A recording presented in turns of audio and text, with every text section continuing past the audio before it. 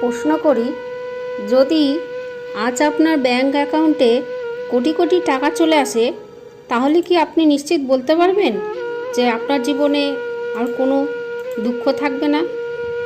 হয়তো কিছু সমস্যার সমাধান হবে, কিন্তু সব সমস্যার উত্তরটা এত সহজ নয়। টাকা আমাদের জীবনের একটি গুরুত্বপূর্ণ প্রয়োজন। খাবার, চিকিৎসা, শিক্ষা, বাসস্থান এসবের জন্য অর্থের দরকার আছে। তাই টাকা অপ্রয়োজনীয় একথা বলা ভুল।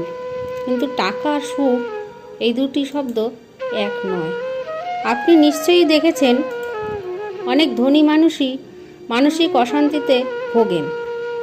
কারো পরিবার ভেঙে যায়, কারো সন্তান পথভ্রষ্ট হয়, কেউ আবার ঘুমের ওষুধ ছাড়া ঘুমাতে পারেন না। অর্থ আছে কিন্তু শান্তি নেই। আবার এমন অনেক সাধারণ মানুষ আছেন যাদের আয় খুব বেশি নয়, তবুও পরিবারের সঙ্গে একসঙ্গে বসে খাওয়া, পরস্পরের প্রতি ভালোবাসা, সম্মান আর বিশ্বাস, এই ছোট ছোট বিষয়গুলোই তাদের মুখে সত্যিকারের হাসি এনে দেয়।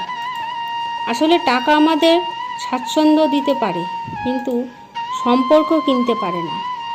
দামি বিছানা কিনতে পারে, কিন্তু নিশ্চিন্ত ঘুম কিনতে পারে না। বড় বাড়ি কিনতে পারে, কিন্তু সেই বাড়িকে ভালোবাসার ঘর বানাতে পারে না।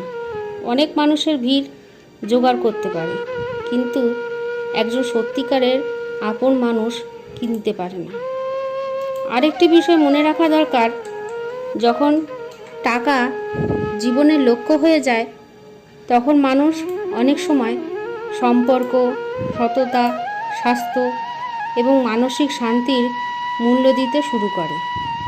শেষে হয়তো অর্থ বাড়ে, কিন্তু আনন্দ কমে যায়। তাই প্রশ্ন হওয়া উচিত নয় আমার কাছে কত টাকা আছে, বরং প্রশ্ন হওয়া উচিত, যা আছে তা দিয়ে আমি কি শান্তিতে আছি? আমার পরিবার কি সুখে আছে? আমি কি রাতে নিশ্চিন্ত মনে ঘুমাতে পারি? অর্থ উপার্জন করুন, অবশ্যই করুন। নিজের পরিবারকে ভালো রাখুন, ভবিষ্যৎ গড়ুন। কিন্তু কখনো এমন যেন না হয় টাকা উপার্জন করতে গিয়ে জীবনের সবচেয়ে মূল্যবান জিনিসগুলোই হারিয়ে ফেলেন। মনে রাখবেন, টাকা জীবনের একটি গুরুত্বপূর্ণ উপায়, কিন্তু জীবনের চূড়ান্ত উদ্দেশ্য নয়। সত্যিকারের সুখ আসে ভালোবাসা, বিশ্বাস, সুস্থতা, সততা